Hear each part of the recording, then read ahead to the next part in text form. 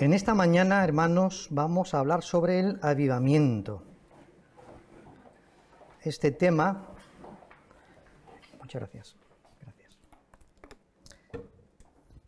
¿Verdad? Este tema que es necesario, pues, tomarlo como referencia. Cuando hablamos de avivamiento, estamos hablando sobre Dios y los hombres. Cuando hablamos de avivamiento, queremos hablar sobre lo que Dios quiere hacer con los incrédulos. Es decir, Dios pretende que todo hombre y mujer pueda venir a los pies de Jesucristo. Cuando hablamos de los hombres, ¿verdad?, del avivamiento, vemos también que Dios quiere que su pueblo, es decir, los creyentes, puedan recobrar vitalidad, puedan recobrar entusiasmo, puedan desear estar todos los días en la casa de Dios, pueda amar y servir al Señor con todo su corazón, con toda su alma y con todas sus fuerzas. Esto es avivamiento. Es un acto soberano de Dios que interviene en el mundo, uno, para salvar a los incrédulos, dos, para recobrar y para que su pueblo, si se ha descaminado, vuelva a vivir una relación perfecta y amorosa con Dios. Pero, ¿qué es lo que dice la Biblia acerca de Dios y de los seres humanos? Pues la Biblia afirma de una manera muy categórica que cada ser humano, escuchen bien, ha sido creado para la gloria de Dios. Interesante afirmación. Cada hombre y mujer, Dios lo ha creado para su gloria. Primera afirmación. Segunda, Cristo ha muerto en la cruz del Calvario para salvar a todos los hombres y mujeres. Cristo ha venido para todos, no para unos poquitos, para todos. Dios en Cristo quiere salvar a todos. Segunda afirmación. Tercera afirmación. Si el ser humano quiere obtener la gloria, el único camino para que el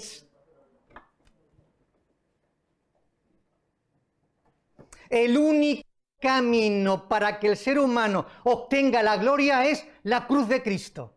Sin cruz, sin Cristo, no hay gloria.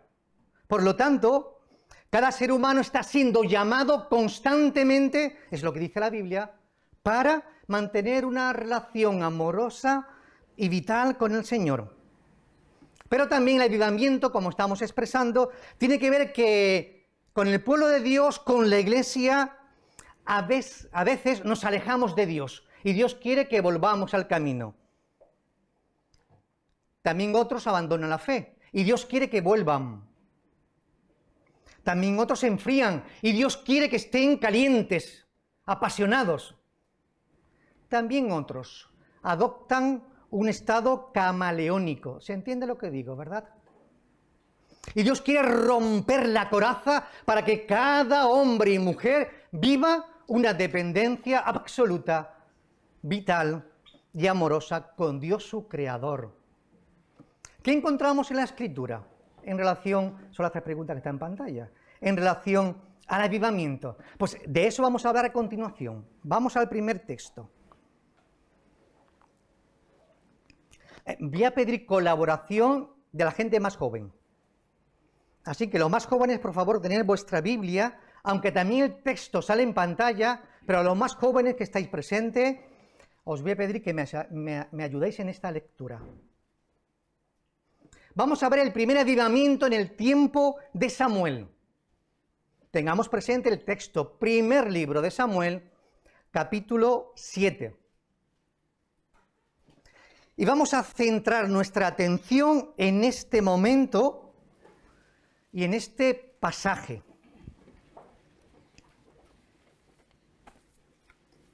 Mirad, en los días del sacerdote Elí, ahora vamos a leer el texto, durante esta trayectoria donde el sumo sacerdote Elí estaba al frente, los israelitas vivían alejados de Dios. Interesante. Si el líder vive como vivía, recordad que Elí tenía 2 hijos. que no disciplinaba a sus hijos y eran sacerdotes. Si Elí mostraba este tipo de actitud, el pueblo mostraba una actitud de apatía hacia Dios. Y por lo tanto, Dios no favorecía al pueblo. ¿Por qué? Porque el pueblo se había alejado de Dios. Interesante afirmación. Y al volver al campamento, los líderes se preguntaron, ¿por qué nos ha causado hoy Dios una derrota ante los filisteos? Hagamos traer aquí desde Silo el arca del pacto de Dios, a fin de que venga en medio de nosotros y nos libre de la mano de nuestros enemigos. El pueblo creía que podía tomar como referencia el tabernáculo, el arca de reunión, el arca del pacto, para que Dios pudiera favorecerlos. Este pueblo en este momento estaban colocando la confianza en el arca. El arca representaba la presencia de Dios, pero el arca no podía sustituir a Dios. Así que lo que estamos diciendo es que el pueblo de Israel comenzó a cambiar su forma de pensar, de tener la confianza puesta en Dios, a confiar ahora, porque había perdido la guerra, en el arca. Y trajeron el arca, para que el arca fuese delante de ellos. ¿Qué ocurrió? Que el arca no los protegió. Si primeramente en la derrota habían muerto 4.000 personas, ahora aquí eran 30.000 soldados los que habían muerto. Y esto fue una tragedia. Cuando Elí supo lo que había ocurrido, recordad aquella historia, era un hombre mayor, bastante grueso, estaba sentado. Cuando llegó estas noticias de que el ejército había derrotado y el arca había sido capturada, ¿no recordáis aquella historia? Elí se cayó de donde estaba, se dio en la nuca y murió. Porque junto con la noticia de que el arca había sido capturado, sus 2 hijos también habían muerto en esta guerra. Qué momento más trágico, ¿verdad? Trágico para un individuo, trágico para una familia, trágico para todo el pueblo. La muerte de un hombre, sumo sacerdote, la muerte de sus hijos y la captura del arca. Qué situaciones más trágicas, ¿verdad? Una tras de otra. Al cabo de los 7 meses, los filisteos, ¿verdad?, devolvieron el arca. ¿Recordáis lo que pasó, verdad? Donde lo metieron, esa estatua, ¿verdad?, cayó de cabeza. Es decir, que Israel estuvo durante mucho tiempo sin la presencia de Dios. Después de 20 años, ante esta situación, ¿qué hizo el pueblo? Gemía buscando a Dios. Clamaba y lloraba buscando a Dios. Vamos ahora al texto que queremos leer. Mira, el primer libro de Samuel, capítulo 7, del 3 al 9. Manuela, por favor. ¿Sí? Corazón mío. Vamos a leer, y también está en pantalla, primer libro de Samuel, capítulo 7, del 3 al 9. Adelante.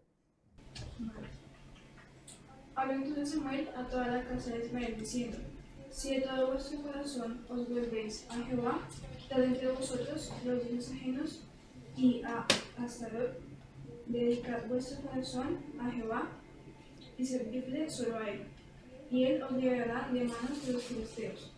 Entonces los hijos de Ismael quitaron a los Baales y a Astarot y sirvieron solo a Jehová. Luego dijo Samuel: reunid a todo Israel en Mizpah, y yo oraré por vosotros a Jehová. Se bañaron pues en Mizpah, sacaron agua y derramaron delante de Jehová. Ayunaron aquel día allí y dijeron: contra Jehová hemos pecado. Y juzgó Samuel a los hijos de Israel en Mizpah. Cuando supieron los filisteos que los hijos de Israel estaban reunidos en Mizpah, subieron los príncipes de los filisteos contra Israel. Al oír esto, los hijos de Israel tuvieron temor de los filisteos. Entonces dijeron los hijos de Israel a Samuel: no ceses de clamar por nosotros a Jehová, nuestro Dios, para que nos guarde de manos de los filisteos. Tomó Samuel un cordero de leche y lo sacrificó en holocausto a Jehová. Y clamó Samuel a Jehová por Israel. A Jehová lo escuchó. Amén. Muchas gracias. ¿Qué está ocurriendo y qué nos ha relatado este pasaje? Que Israel, que estaba clamando por Dios, por todo lo que había ocurrido, había perdido al sumo sacerdote. Había perdido el arca. Y se encontraba en un estado de apatía espiritual. Pero buscaron al Señor. ¿Y cómo lo buscaron? En ayuno, en oración, confesando su pecado y ofreciendo sacrificio de agua y de cordero. Y lo hizo Samuel, el gran profeta. Era necesario, por lo tanto, que todo el pueblo, se convocó a Israel, que todo el pueblo estuviese presente, porque era un acto comunitario. Era un momento muy importante para todo Israel. Y Samuel, como líder, se presentó ante el pueblo y oró y le pidió a Dios, ¿verdad? Y Dios respondió. Segundo pasaje, primer libro de Samuel, capítulo 7, versículo del 10 hasta el 13. Manuel, por favor. Juan Andrés. Manuel te he dicho, sí. Bueno, adelante. Mientras Samuel sacrificaba el holocausto, los filisteos llegaron para pelear con los hijos de Israel. Pero el Señor tronó aquel día con gran estruendo sobre los filisteos. Los atemorizó y fueron vencidos delante de Israel. Los hijos de Israel salieron de Mizpa, siguieron a los filisteos y los hirieron hasta abajo de Bet-Car. Tomó luego Samuel una piedra, la colocó entre Mizpa y Sen, y le puso por nombre Eben-Ezer, porque dijo: hasta aquí nos ayudó el Señor. Así fueron sometidos los filisteos y no volvieron a entrar más en el territorio de Israel. Y la mano del Señor estuvo contra los filisteos todos los días. Muchas gracias.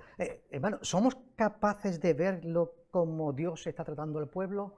O sea, esta narración que hemos visto, estos momentos, ¿no? ¿Somos capaces de comprender cómo Dios, como un padre, trata a su pueblo como un hijo? Cuando ellos se alejaron, Dios los disciplinó. ¿Cómo Dios disciplinaba al pueblo de Israel? En la guerra. No vencían, eran vencidos, vivían sometidos al enemigo. Eso traía, pues, circunstancias tan distintas, tan diversas, ¿verdad?, que el pueblo se encontraba en un estado de sufrimiento. Pero cuando el pueblo clamaba a Dios en arrepentimiento de su maldad, entonces Dios ante el clamor respondía, librándolo a Israel, a su hijo, de los enemigos, y también restaurando la relación que se había perdido entre ellos y Dios. Esto es avivamiento. Esto es avivamiento. Es decir, recuperar una correcta relación con Dios, de tal manera que aquellos que antes estaban en el camino de la vida vuelvan a Dios con el deseo de amarle, servirle y vivir solamente para Él, para Cristo. Esto es avivamiento. Mirad, esta historia que hemos narrado nos cuenta los síntomas del alejamiento de Dios, que vienen en pantalla. Hemos detectado 3 factores que determinan cuando una persona se ha alejado de Dios y vemos su forma de actuar. La primera, como tenéis en pantalla, se decide sin contar con Dios. Así lo hizo el pueblo. Tomaron el arca, que bajo su razonamiento creían que el arca que iba adelante iban a protegerlos. Pero no contaron con Dios. Era como un amuleto. ¿Os suena esto? Amuleto o algo que se agarra a uno que no es Dios. Decidir sin contar con Dios. Es decir, que Dios en la vida no tiene lugar. En las acciones personales, Dios no tiene lugar. En las acciones familiares, Dios no tiene lugar. En la iglesia, Dios no tiene lugar. Si eso ocurre, es que nos hemos alejado de Dios. Segunda observación. Sustituir a Dios, que tiene que ver con la primera, por otras cosas, los ídolos. Dios ha sido sustituido por aquello que tu corazón anhela, por aquello que tu mente piensa constantemente. Cuando uno entiende que lo prioritario no es Dios, es el trabajo, el dinero, la familia, el ocio, Si esto está en tu corazón constantemente y no estás Dios, hemos sustituido a Dios por los ídolos. Para nosotros es más importante el trabajo, o la familia, o el ocio, o el descanso que Dios mismo.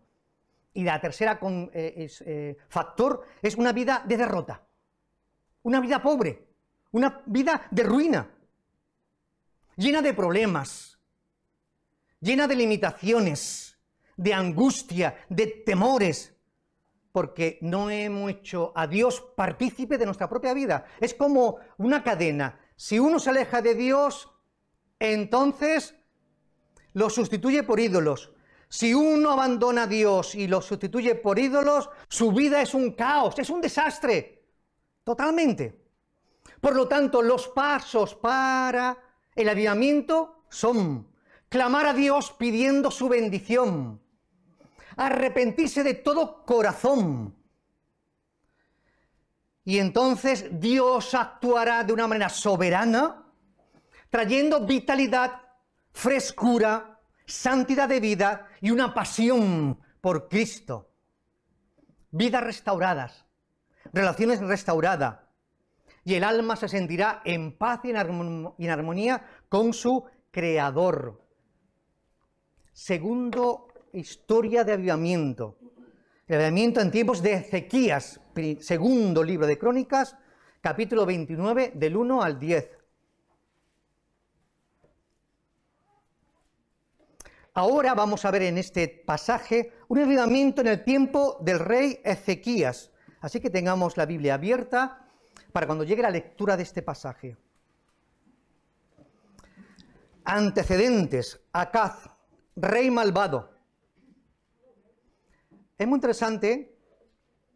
interesante, segundo libro de Crónicas, capítulo 29. Es muy interesante porque Acaz era un rey malvado, su esposa era una mujer virtuosa y creyente, y su hijo también.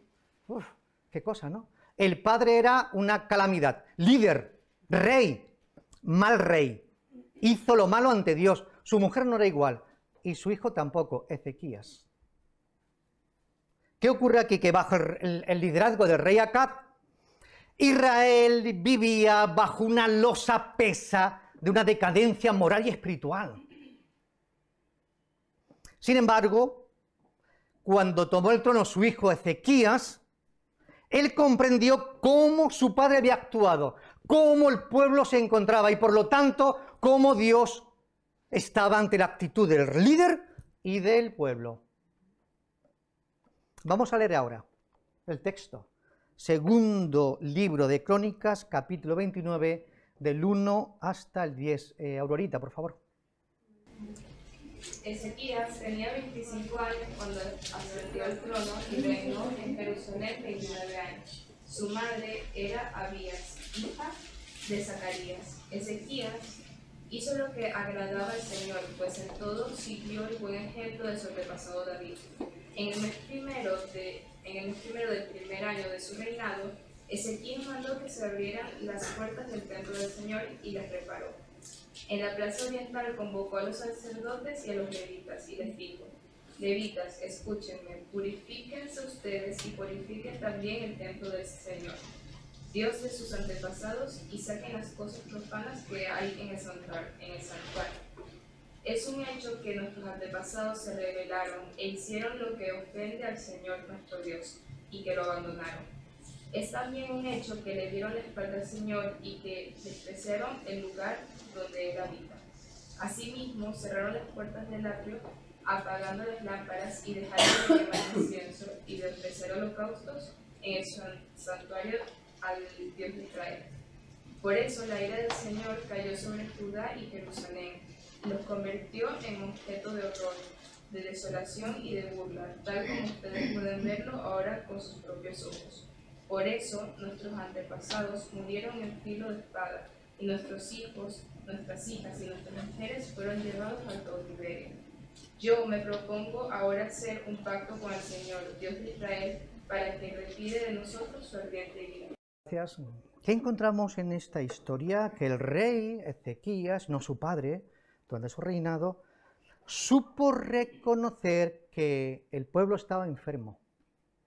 Él supo reconocer la enfermedad de su pueblo, de su gente, los síntomas espirituales de la enfermedad de este pueblo. Así que Ezequías estaba reconociendo en primer lugar que sus padres habían abandonado a Dios. Y sabía, por lo tanto, que el juicio de Dios estaba sobre Israel. Sabía también que era tiempo de clamar a Dios, de volver a Dios, para hacer todos los preparativos y que viniese el avivamiento. Por eso Ezequías hizo reparar el templo. Por eso Ezequías hizo limpiar el templo e hizo también dedicar nuevamente al Señor el lugar de adoración. Así que este rey reunió a todos los líderes de la ciudad y fueron al templo para ofrecer sacrificio a Dios. Además, Ezequías envió un pregón a todos los israelitas. ¿Para qué? Para que viniesen al templo buscando a Dios y para alabar a Dios. Y este rey, por lo tanto, es un llamamiento para que todos los israelitas volviesen al Señor. Era un llamamiento a la adoración, pero ¿sabéis lo que ocurrió?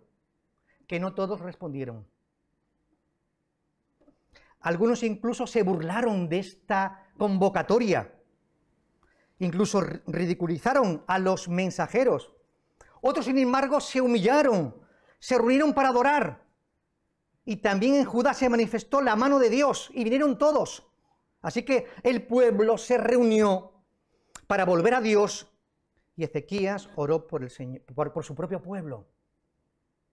Y Dios escuchó a Ezequías y sanó al pueblo. Y cuando el pueblo volvió de nuevo al Señor y le adoró, se restauró de nuevo las relaciones entre el pueblo y Dios. La gente, de una manera gozosa, en este acto de adoración, celebraron las grandes maravillas y hazañas de Dios. Y decidieron que esta fiesta se prolongara, porque estaban tan felices y contentos en este acto de adoración, que quisieron prolongar todo este acto. Pero luego, acto seguido, reconociendo su pecado, adorando en un espíritu de adoración, nos encontramos que para demostrar arrepentimiento el pueblo salió de la reunión. ¿Y sabéis qué hizo el pueblo? Limpiar la tierra. Interesante observación. ¿Limpiar la tierra de qué? Cuando se acabó todo esto, todos los de Israel que habían estado presentes fueron por las ciudades de Judá rompiendo las piedras rituales, los ídolos, cortando los árboles donde también se ofrecían adoración a los dioses ajenos, derribando los lugares altos que también allí se ofrecía veneración a estos ídolos cananeos, y los altares en todo Judá y Benjamín y también Efraín y en Manasés, hasta acabar con ellos. Fue una destrucción total de todos aquellos lugares paganos donde el pueblo había idolatrado a su Dios verdadero. ¿Y sabe lo que ocurrió también? O sea, este acto de arrepentimiento no solo se vio en que se destruyó todos los altares, sino que también vinieron al templo trayendo gozosamente los diezmos y las ofrendas que correspondían al Señor.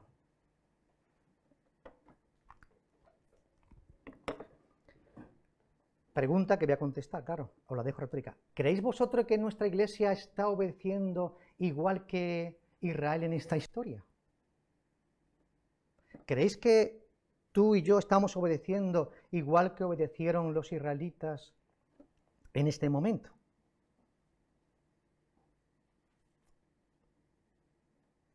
¿Vives en este tiempo de adoración y alabanza el gozo que solamente puede dar el Señor? ¿Ofrendas tú con alegría y le da al Señor lo que realmente es suyo? ¿Tenemos estas actitudes de adoración con el Señor? ¿Creéis que deberíamos de examinar nuestra vida si hay algo que en donde estamos fallando?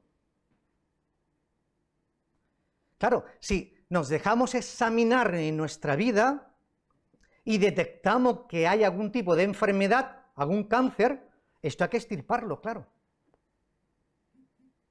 ¿Cómo una persona puede reconocer que necesita este tratamiento? Evidentemente está muy claro, ¿verdad? En primer lugar, reconocer que hay una enfermedad.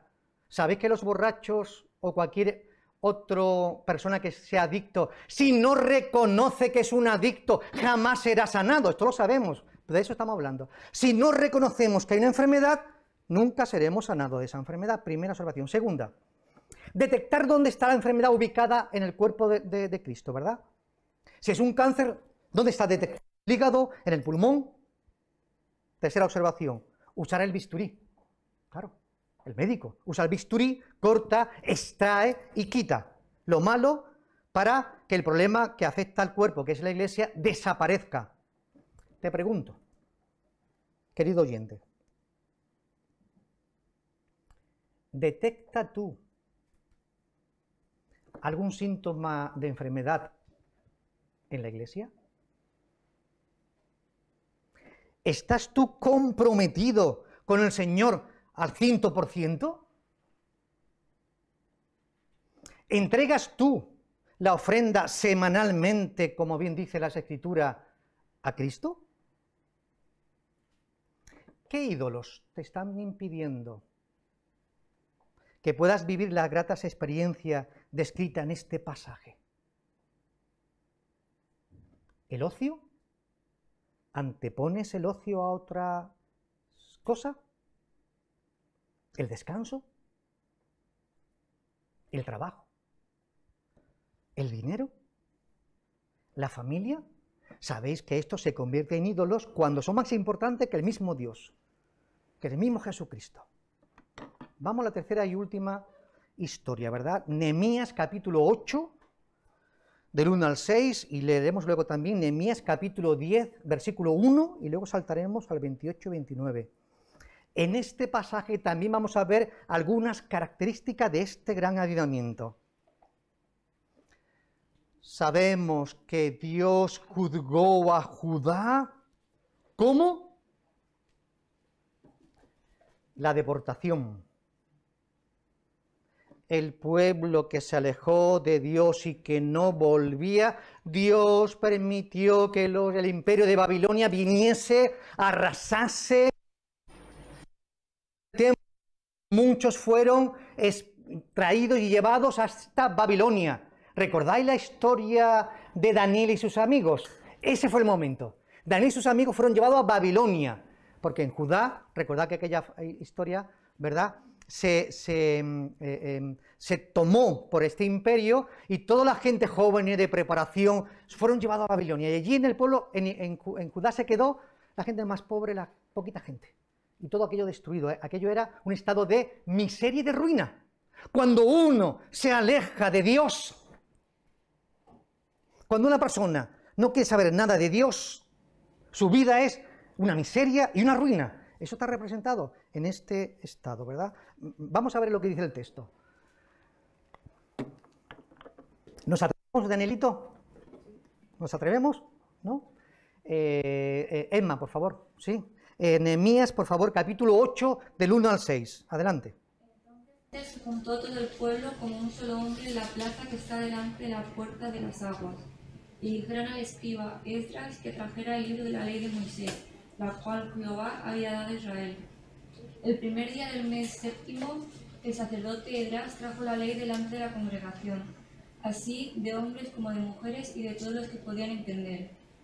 Desde el alba hasta el mediodía leyó en el libro delante de la plaza que está delante de la puerta de las aguas, en presencia de los hombres y mujeres y de todos los que podían entender, y los oídos de todo el pueblo estaban atentos al libro de la ley.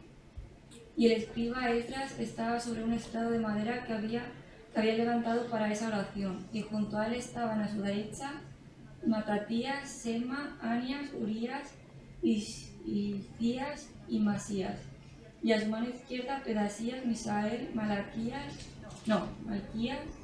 Asum, Albadana, Zacarías y Mesulam. Abrió pues Esdras el libro ante los ojos de todo el pueblo, pues estaba más alto que todo el pueblo, y cuando lo abrió, el pueblo entero estuvo atento. Bendijo entonces Esdras a Jehová, Dios grande, y todo el pueblo, alzando sus manos, respondió: Amén, amén. Y se humillaron adorando a Jehová, rostro en tierra. Amén. Mirad, hermanos míos. ¿Podemos imaginar esta escena donde una gran multitud durante 6 horas consecutivas estuvieron escuchando la palabra de Dios? ¿Podemos imaginar ese acto? Desde el alba hasta el mediodía, escuchando atentamente la lectura de la palabra de Dios. Era increíble. Todos oyeron acerca de los milagros y de los hechos poderosos que Dios había hecho con su pueblo. Esta experiencia de avivamiento, de acercamiento a Dios, comenzó con la lectura de la palabra de Dios. Lo importante que es tener como centro en la vida personal, como centro en la vida familiar y como centro en la vida eclesial, la palabra de Dios. No obstante, cuando leyeron la palabra de Dios, entendieron que habían fallado. Claro, cuando uno se acerca a Dios con el corazón abierto, Dios te habla.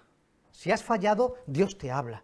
Dios como un padre nos habla. Si Dios nos tiene que dar una recompensa, una palmadita, nos lo da. Pero si Dios nos tiene que dar un tirón de oreja, nos lo da, porque somos sus hijos. Si tenemos el corazón abierto a la obra del Espíritu Santo. Comenzaron a llorar y a entristecerse todo el pueblo.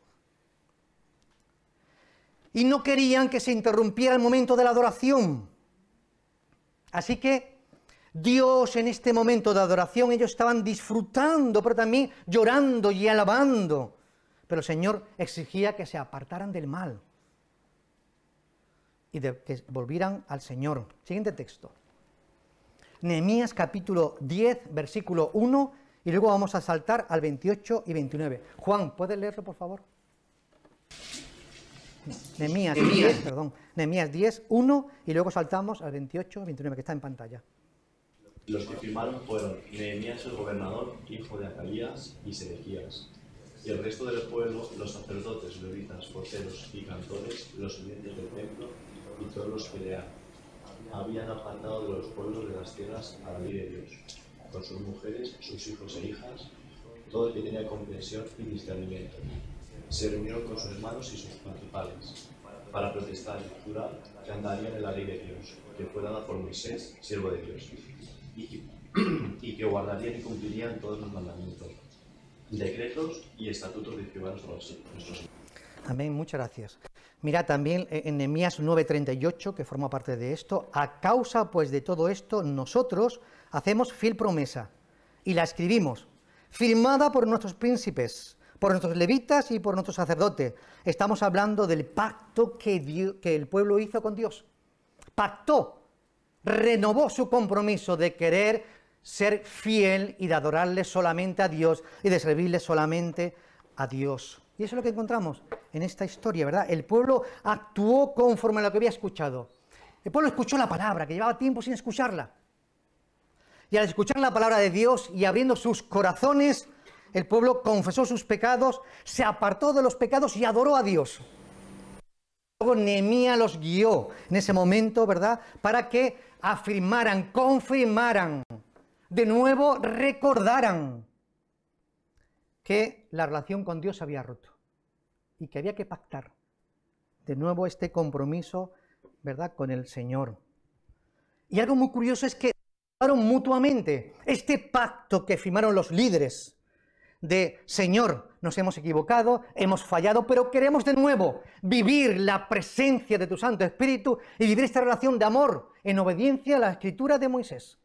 Obedecerte, amarte y demostrar nuestro amor a través de la obediencia de los mandamientos de la ley de Moisés, no sirviendo a los dioses ajenos, sino solamente a ti. Y ellos se ayudaron, unos a otros, se ayudaban a guardar el pacto. Es muy interesante esta afirmación, me gusta mucho. La ayuda mutua. Tenemos que ayudarnos. Juntos, los unos a los otros nos bendecimos. Los unos a los otros nos exhortamos. Los unos a los otros nos amonestamos. Y estoy usando texto del Nuevo Testamento, no lo estoy inventando nada. Tenemos una gran tarea mutua de ayudarnos para la gloria del Señor. Mirad. Esta historia que hemos leído, ¿verdad?, de Nehemías, nos habla de las necesidades que tenemos. La primera, necesitamos escuchar constantemente la palabra de Dios de una manera atenta. No solamente escucharla, no solamente oírla. Una manera atenta es escucharla con la actitud de obediencia, con la actitud de ver qué es lo que Dios me está diciendo, nos está diciendo. Es una escucha activa, es una escucha para obedecer. ¿Recordáis esta frase tan coloquial, verdad? Hay un dicho, hay una frase, por aquí me entra y por aquí me sale. La palabra de Dios debe ser escuchada atentamente, con un corazón dispuesto a obedecer a Dios. Necesitamos reconocer también dónde hemos fallado. ¿Dónde hemos fallado? Si nuestros padres han fallado, si nuestros antecesores han fallado, ¿y en qué estamos fallando nosotros? Para no cometer los mismos errores que otros han cometido. Y tercero, ¿verdad? Deberíamos de confirmar el pacto que hicimos con el Señor. Es decir, debemos de recordar aquel momento o aquellos momentos cuando decidimos dejar que Jesucristo fuese nuestro Señor y Salvador para toda la vida. Porque en el camino nos relajamos, en el camino nos aflojamos, en el camino, ¿verdad?, nos retrasamos, en el camino sacamos el pie del camino, nunca mejor dicho, ¿verdad? Así que dejemos, ¿verdad?, que Dios hable a nuestro corazón.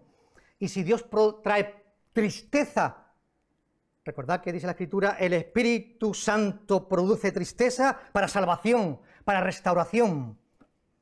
Y por último, y terminamos,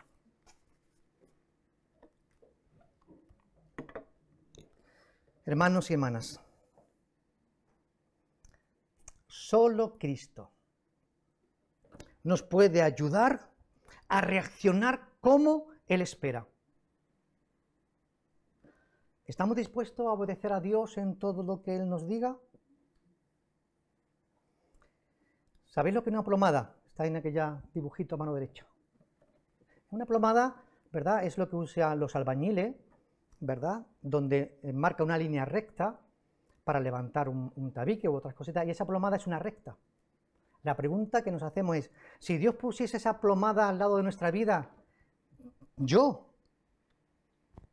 tú, ¿tendríamos una vida recta o estaríamos medio torcidos? Si Cristo coloca la plomada a mi lado, una plomada es recta. La pregunta es, ¿mi vida estaría recta o estaría torcida? Tu vida ante esa medida que Cristo, que es el único que puede medirte, nadie más te va a juzgar. ¿También tu vida sería recta o tenemos muchas cosas que agachar la cabeza y pedirle al Señor perdón? Os pregunto. Orad por la Iglesia. Oremos los unos por los otros. Y dejemos que Cristo nos examine, porque entonces vendrá el avivamiento y la restauración. Que Dios en esta mañana nos bendiga a todos. Amén.